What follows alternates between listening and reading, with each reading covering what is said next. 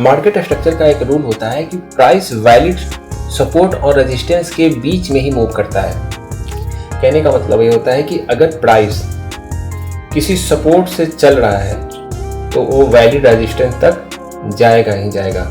ठीक इसी तरह से अगर प्राइस किसी रेजिस्टेंस से रिजेक्ट हुआ है तो एक वैलिड सपोर्ट तक वो आएगा ही आएगा। बेसिकली यही रूल है। दूसरा रूल ये होता है कि अगर प्राइस मार्केट स्ट्रक्चर में किसी रेजिस्टेंस को ब्रेकआउट देता है तो नेक्स्ट रेजिस्टेंस तक जाएगा।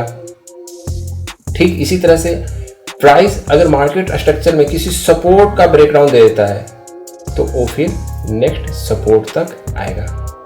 इसमें इंपॉर्टेंट चीज़ ये होता है कि आपको एक वैलिड सपोर्ट और रेजिस्टेंस ड्रॉ करने आना चाहिए। एक बार आपने वैलिड सपोर्ट और रेजिस्टेंस ड्रॉ कर लिया तो फिर आपको सिर्फ ये करना होता है कि अगर मार्केट उस वैलिड सपोर्ट के पास आया है, ठीक है, तो आपको कैंडल का प्राइस एक्शन देखना होता है कि मार्केट इस लेवल को रिस्पेक्ट कर रहा है या फिर ब्रेक करने की कोशिश कर रहा है। अगर मार्केट इस लेवल को रिस्पेक्ट करेगा तो फिर हम रिवर्सल ट्रेड लेंगे, ठीक है।